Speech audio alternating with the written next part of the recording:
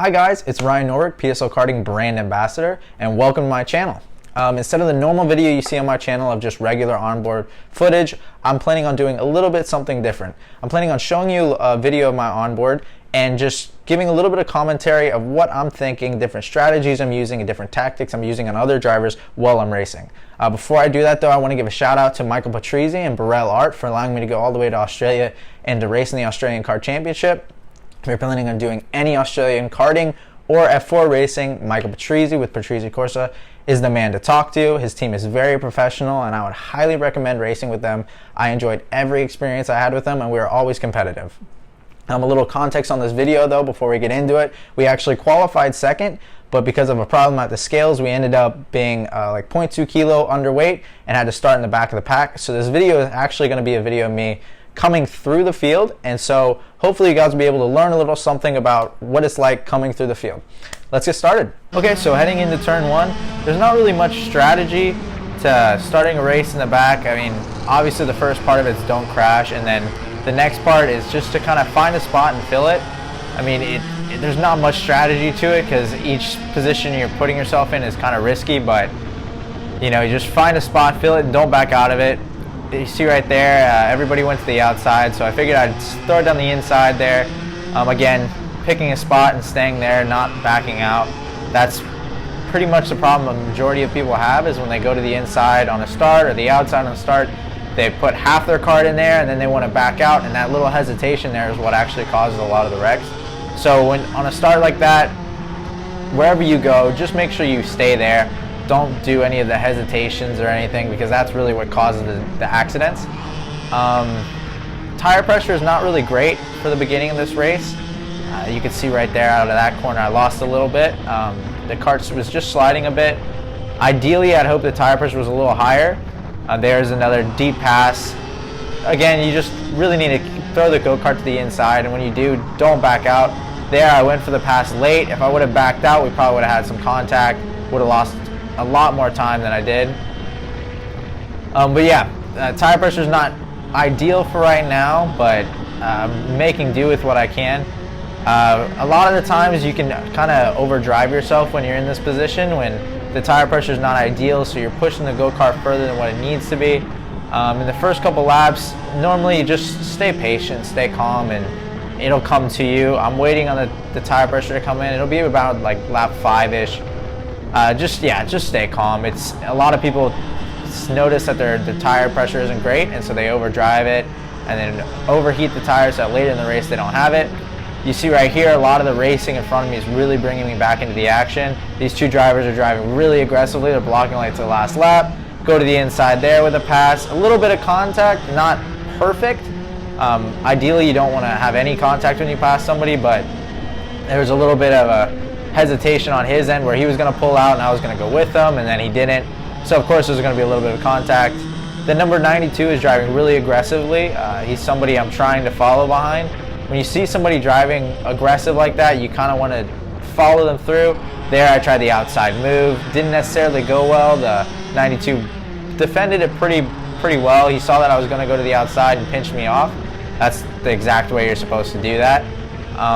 But yeah, the 92 is driving really aggressively. In situations like this, people like him are not bad to follow because they're making holes for you to go through, and they're passing people. So as long as somebody's passing somebody, like right here, he goes for the pass, he's okay person to follow.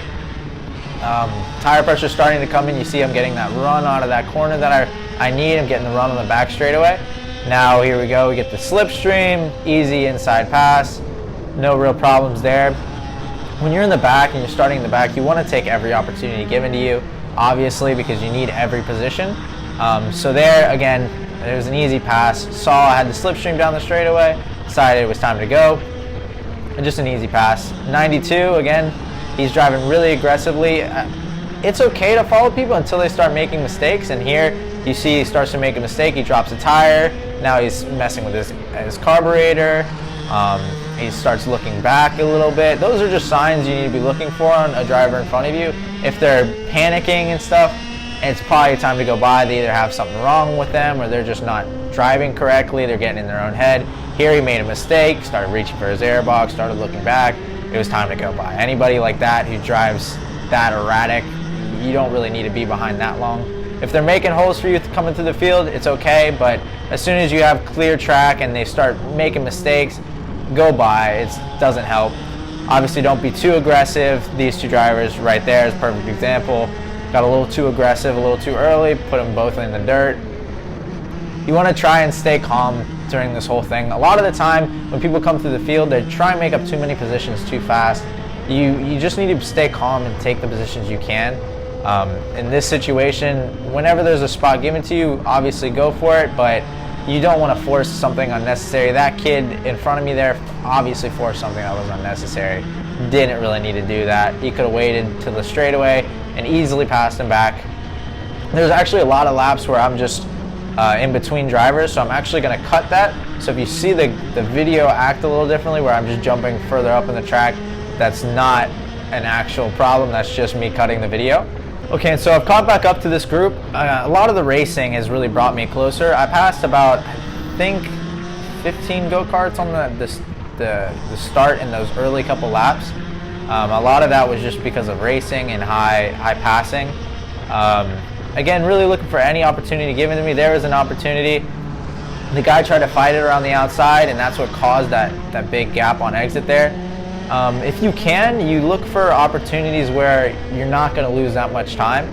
So when you're passing somebody, when you're coming through the field, you really don't want to try anything that's going to cost you a lot of time, because what people don't realize is the majority of the time spent when you're chasing the field down is spent in between drivers. And so what you saw there, it was an okay pass, but I ended up losing a lot more time on exit. Not the best situation. I ended up having to spend another 3 laps trying to chase this guy back down that I was already on his bumper. And I spent 2 laps before that chasing him down to get to him again. So again, you want to make smarter passes. You don't want to really be in a position where you're chasing a lot of guys down, because that's what really wastes all the laps. Every lap counts, so ideally make smarter passes, try and reduce the gap. The straightaways, obviously the best place to pass, so you lose the least amount of time. Dive bombs are not the best thing to do when you're coming through the field, unless you have to. There was a little rushed. The last pass I made was a little bit rushed, but yeah, you live and you learn. So yeah, like I said, it took about 2-3 laps to catch back up to this driver. We're still not on him. Something though that I'm noticing when I'm driving that's going through my mind is I'm not looking at the 2-3 guys ahead of me.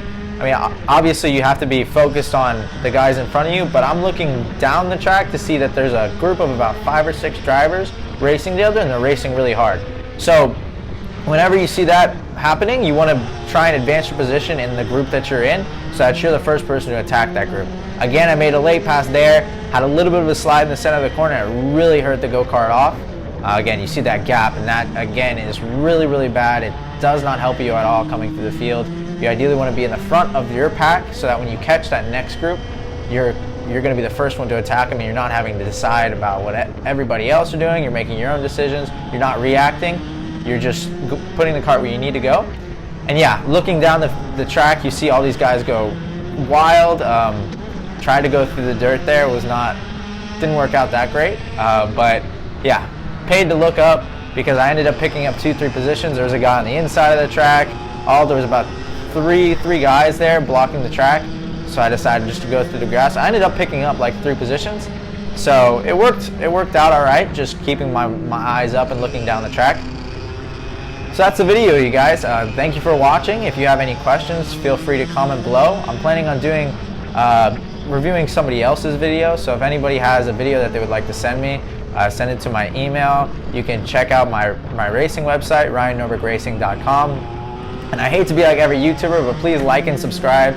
It does help. It lets me know that you guys are interacting with it and you like the videos. So yeah, thank you guys for watching.